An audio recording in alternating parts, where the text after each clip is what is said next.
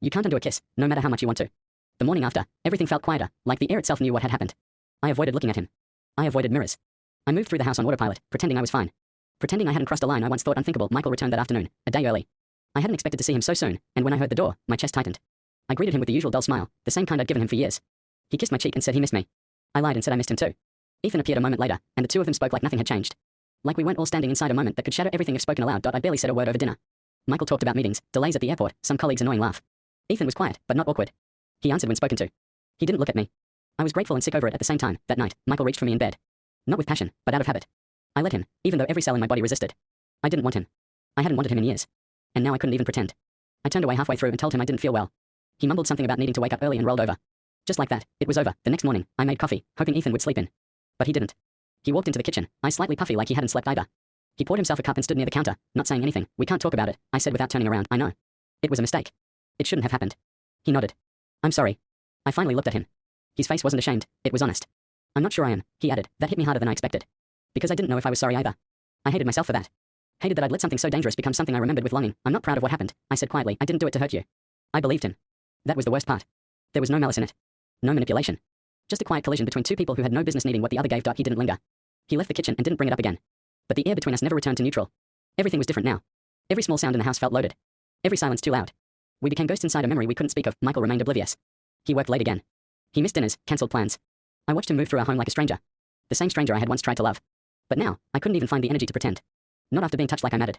Not after being kissed like I was real. Ethan told me a few days later that he was heading back to school early. Said he had something he needed to handle.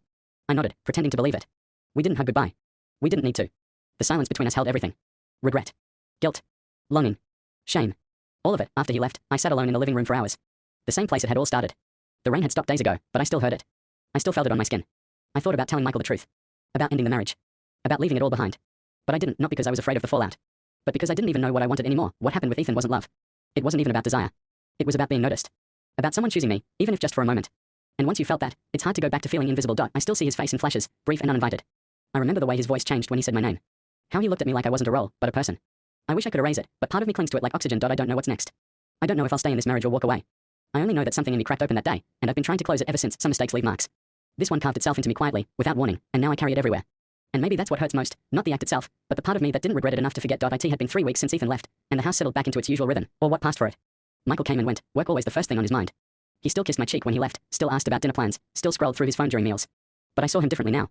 Not because he changed, but because I had. I noticed all the absences I once ignored.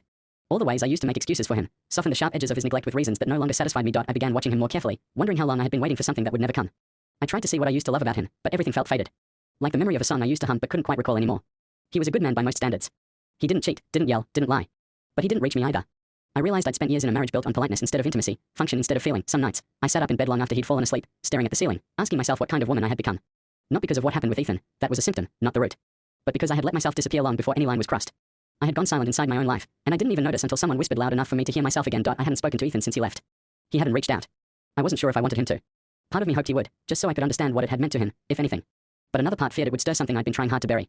Every day I told myself it was over. It had to be. And yet, I still caught myself standing at the sink remembering the feel of his hand brushing mine, the sound of his voice saying my name like it mattered. One morning, while folding laundry, I found a sweatshirt of his tucked at the back of the closet. I sat down on the floor and held it like it was something sacred. I should have thrown it in the box with the other things he left behind. But I didn't. I pressed it to my chest, eyes closed, and let the silence answer everything I was too ashamed to say out loud. I wasn't in love with him. That much I knew. But I had loved the way he looked at me.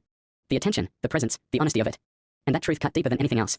Because it reminded me just how long it had been since anyone, my husband included, looked at me like that. Michael noticed something was off. He asked if I was feeling okay. I lied, said I was tired, just adjusting to things. He offered to take me out for dinner, said we needed time together. I agreed, because I couldn't bring myself to say what I really felt, that I didn't want to go anywhere with him. That I didn't want to pretend anymore. At the restaurant, I wore a dress I hadn't worn in years. One Michael once said made me look beautiful. He barely looked up from the menu. Talked about office politics, a client who wanted to renegotiate a contract. I nodded and smiled at the right moments, but inside, I felt hollow. Like I was watching someone else play my part. On the way home, he reached for my hand in the car. I let him hold it. His grip was warm, familiar, but I felt no spark. No connection. Just habit. That night, I stood in front of the bathroom mirror and stared at myself. I touched my face, my lips, my collarbone. Trying to remember when I last felt like my body belonged to me. When it wasn't just an object moving through the world, performing a role. I thought about Ethan again. Not with longing, but with clarity. He had simply reminded me that I existed. The next morning, I told Michael I needed space. Not a fight, not a separation, just space. I couldn't keep pretending everything was fine. He looked stunned, asked if something had happened. I told him no, because telling him the whole truth wouldn't fix anything. It would only burn everything down. And I didn't want to destroy, I just wanted to breathe. He didn't argue. He nodded slowly, quietly, and walked out of the room. I think he knew. Maybe not the details, but the distance. He had felt it too, even if he never had the words for it. I don't know what comes next. I haven't made a decision yet. But for the first time in years, I'm allowing myself to feel what I feel without shame.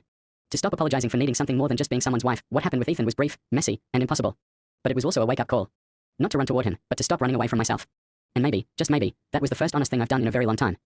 I never expected to find comfort in the eyes of someone I helped raise. Michael and I had been married for 9 years, and in that time, I learned how to live with absence. Not physical, necessarily, though he traveled often, but emotional. Our conversations had become functional, filled with logistics and dry routines. I couldn't recall the last time he touched me with intention. Even when he was home, I felt alone. We had once shared warmth.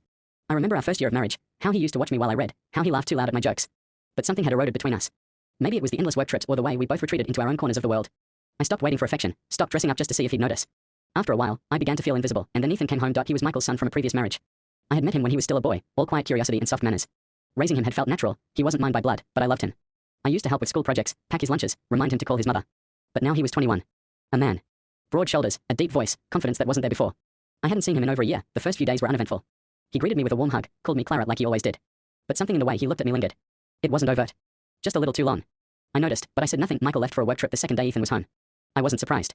Ethan and I ended up having breakfast together the next morning. He offered to make coffee and joked about how his dorm's coffee machine should be criminal. We laughed, really laughed. It felt good. Lighter than anything I'd felt in a while. I tried not to notice how his shirt clung to his back when he reached for the mugs, or how his eyes lingered when I spoke. He was respectful, never inappropriate. But there was something different in the air. A kind of tension I hadn't felt in years. Not with Michael. Not with anyone. He started helping me with little things. Reaching the top shelf when I couldn't, taking the trash out before I asked, offering to fix the porch light. It was sweet, thoughtful, but it made me feel something I wasn't ready to admit. Wanted. Not just seen, but considered. I told myself he was just being kind. A good son. But when I caught his eyes lingering on me again, when I walked into the kitchen barefoot and in my robe, I felt a jolt in my stomach that had nothing to do with maternal pride. I began putting on lipstick again. Nothing bold, just a soft berry shade I used to love. I told myself it was for me, to feel a bit more human. But when I caught Ethan's eyes flicker, and he said, "That color suits you," my chest tightened. I looked away, pretending I didn't hear him. 18 night, I lay awake, remembering small things, his voice when he said my name, the warmth in his tone. I knew it was wrong to entertain the thoughts that followed, but they came anyway. Not fantasies, exactly, just the ache of being remembered by someone. He never crossed a line. He never said anything inappropriate. But the way he held my gaze when I spoke, the way his voice softened around me, it stirred something that I had buried for years. And I wasn't sure if I was flattered or frightened by it. The distance with Michael had become normal. Expected. But Ethan's presence reminded me of everything I'd once hoped for in a marriage. Emotional closeness, attentiveness, the feeling that I mattered. With Michael, I felt like a shadow moving through our home. With Ethan, I felt real again. I told myself that this was temporary. That he'd leave in a few weeks and things would go back to the way they were. That it was nothing, just a lonely woman's imagination. But deep down, I knew something had shifted. Something quiet but irreversible, and the most dangerous part of it all? I didn't want it to stop. It happened on a rainy Tuesday afternoon. The kind of day where the house felt heavier, like it was holding something it couldn't speak. I had just made tea when I heard the front door open. Ethan walked in soaked, his hoodie clinging to his skin. I handed him a towel without a word. Our hands brushed. He didn't pull away. Neither did I. We stood there for a second longer than necessary. I forced a polite smile and turned back toward the kitchen. He followed, quieter than usual. The silence between us had changed. It wasn't empty anymore. It was charged, like both of us were afraid to speak first because the truth might spill out. He sat at the counter while I cleaned up the already clean sink. I could feel him watching me. Not with the eyes of a son. With something else. Something heavier, hungrier. I should have said something. Made a joke. Left the room. But I didn't. You've seemed different lately, he said quietly. I didn't look at him. Different how? I don't know. Sad. Tired, maybe. I let the words hang there. No one had asked me that in a long time, not even Michael. Especially not Michael. I could feel the lump in my throat before I could stop it. I guess I am, I said. It's nothing. Just tired. I don't believe that. His voice was too soft. Too close. When I finally looked at him, he was already watching me, his brows drawn in something between concern and something deeper. He wasn't a boy anymore. And I wasn't just his stepmother right then. We were two people suspended in something neither of us knew how to name. I'm fine, Ethan. You're not. The way he said my name made something in me break. I turned away, but he stood up, walked closer, and before I could step back, he reached out. His hand touched my arm, gentle, warm, deliberate. Don't, I whispered. But it didn't sound convincing. It sounded like a plea. I didn't believe myself. His hand didn't move. I didn't push him away. You don't deserve to feel invisible, he said, barely audible. I looked up at him. And he kissed me, slowly. Carefully. Like he was waiting for me to stop him. But I didn't. I froze, breath caught, every nerve screaming at me that this couldn't be happening, and yet, I let it. His lips were soft. The kiss wasn't urgent. It was real. Measured. Like he had imagined it before. Like he wanted me to know it wasn't a mistake. I felt everything and nothing at once. Shock. Hate. Guilt. But I didn't pull away. Not until the silence between us got too loud to ignore. When I finally stepped back, I didn't speak. I looked at him, his chest rising and falling, his face open and vulnerable. He didn't apologize. Not at first. He just said my name again, and I shook my head and walked out of the room. Upstairs, I sat on the edge of the bed, heart racing, hands trembling. I didn't know what I had just allowed. I didn't even know who I was in that moment. All I knew was that I hadn't felt anything like that in years. And that terrified me. I told myself it was the rain. The silence. The loneliness. That he didn't mean it. That I didn't mean it. But none of it mattered, because it happened. And no part of it felt accidental. That night, I barely slept. I could hear the echo of his voice in my head. The way he said I didn't deserve to feel invisible. It kept playing over and over like a record with a scratch. I kept asking myself what kind of woman lets something like that happen. What kind of woman doesn't stop it? But I already knew the answer. The kind who's been ignored for so long she doesn't recognize attention anymore.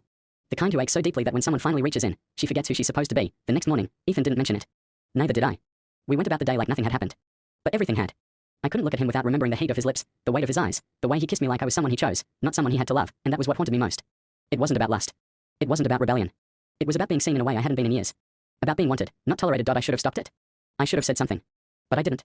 Because for those few seconds, I felt alive again. And I wasn't ready to give that feeling back.